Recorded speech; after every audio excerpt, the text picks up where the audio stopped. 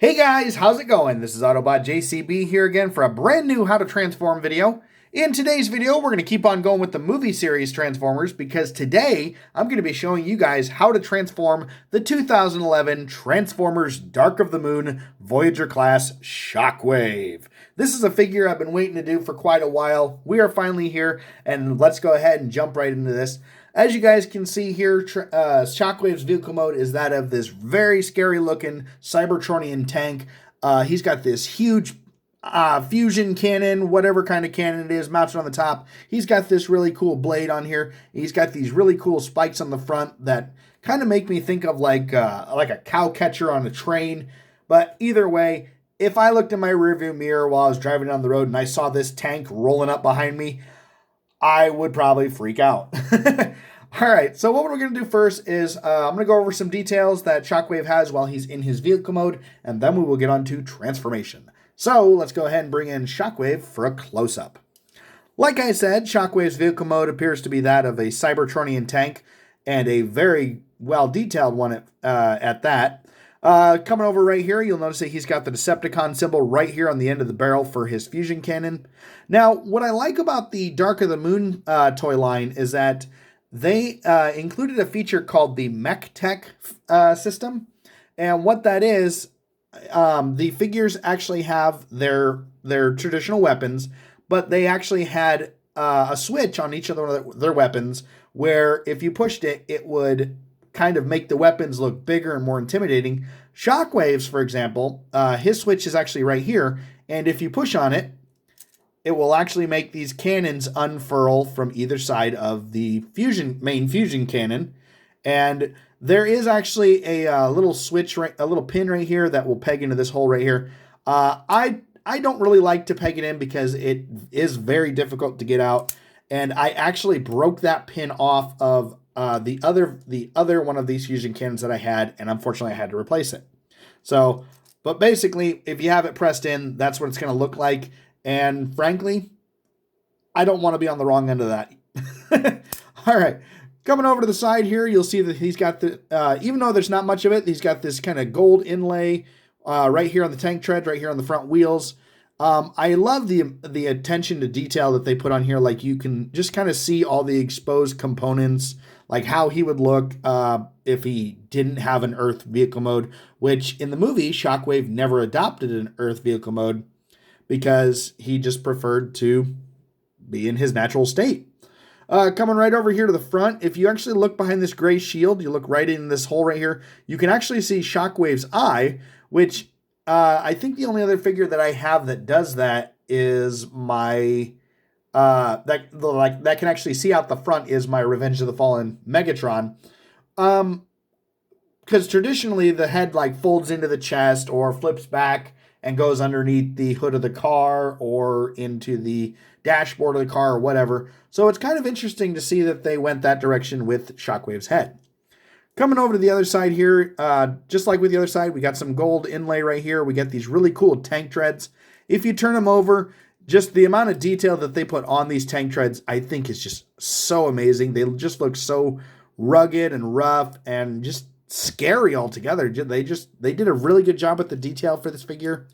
Unfortunately, coming around to the back, there's really not much. I guess you could say that this is where the exhaust would be, or whatever you want to call it. But unfortunately, not much to see. All right, so now we're going to get into the fun part, and that is transformation. So what we're going to do first is we're actually going to come right here, and this big blade, now you can either leave it on or take it off. I prefer to take it off because we'll just be using that later. With the fusion cannon, what we're going to do is you're going to reach down in here, and we're going to disconnect the hose out of that port right there. We're just going to fold this off to the side, and then we'll reconnect it into a different port, or actually into that same port later on. And then just like with the sword, if you want, you can take the fusion cannon off. This one, I don't take off. So the next thing we're going to do is we're going to come right here, and we're going to flip these out just like this, because these will become Shockwave's arms. And then if you look right here, you can already see the shape of Shockwave's chest right here. Now what we're going to do is we're going to come down here. Underneath here, where this connects, there is actually a little pin, and all we have to do is just pop it out there and pop it out of there just like that. And then what we can do is we can just fold that forward a little bit, because now what we're going to do is we're going to take this pin out, and this pin out on this piece right here, because these will actually open up to form Shockwave's legs. So what we'll do is we'll come right here, and actually here, come back to this one first. There we go. There's one pin, and there's the other two pins. So there's a pin right there and a pin right there. We'll go ahead and just fold this out straight just like that, and then turn it away from you if you have him upside down as I do. We'll come over here and we'll do the same thing. We're going to disconnect right here and pull that out right there just like that. Flip that out straight, twist it. Now what we're going to do is we're going to flip him all the way over, because as you guys can see, we now have part of Shockwave's legs. So we're going to come right down here, and what we'll do first is we'll flip out this purple piece that was actually acting as the connector. That will form Shockwave's heel. And then this piece right here will form his foot, and it's actually clicked in here really hard. So you kind of got to force it a little bit. There it goes, popped out. And then just fold it all the way down and take this little pin and put it, or this pin and put it into this groove right here. And it'll sit solid, so it's a solid piece. And then what we'll do is we'll take this piece and flip it up, which will form Shockwave's knee guard. All right. So next thing we'll do, we'll come over to the other side. We'll flip this out, and just like with the other side, we'll unpeg that and flip it down and peg it in there, and then flip up the other knee guard, and there we have Shockwave's legs already set and ready to go. And then what I like is that you can actually, if it helps to transform him, you can actually stand him up a bit. He kind of looks a little bit wonky as he sits right now, but we're getting there. All right, next thing we're going to do is we're going to take this piece and we're going to pull it forward just a little bit, because now what we're going to do is we're going to take this, and these will actually just kind of rock over to the side just like that, and then rock over to the side just like that. And then these two pins right here on the chest piece, we'll go ahead and peg into these two holes right here, and that will form a solid connection for Shockwave's chest. Next thing we'll do is we'll come right here and we'll bring his shoulder down a bit just like that. And then we have his hand right here. Go ahead and flip that out just like that. And we'll come down here. We'll bring the shoulder down and bring it down just like that. We can either flip out his hand or leave it folded up. It really doesn't matter. But now what we'll do is we're going to come around to the back here, because what we'll do is we'll bring this piece all the way up, or not all the way up, but what we'll do is as we go up, we'll take this piece and turn it off to the side just like that. And then what we'll do is we'll take this whole piece, swivel it all the way around, and then flip up the wheel connection into that spot and that spot. And what we'll do is we'll take this connector pin and it'll feed right into that port right there. And when we do that, that will create a solid connection. And then what we'll do, get him, there we go, get him set up.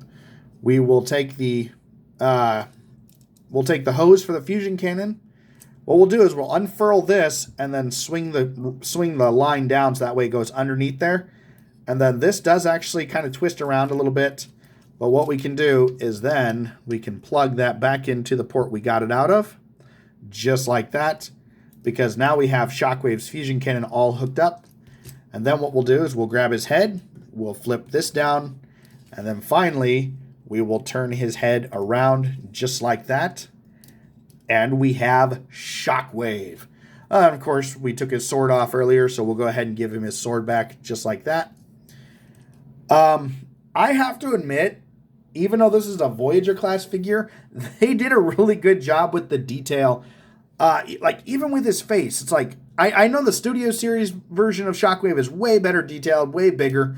Personally, I wish that they would have done Shockwave as a leader class, because like having him on my display going toe-to-toe with Optimus would have been awesome.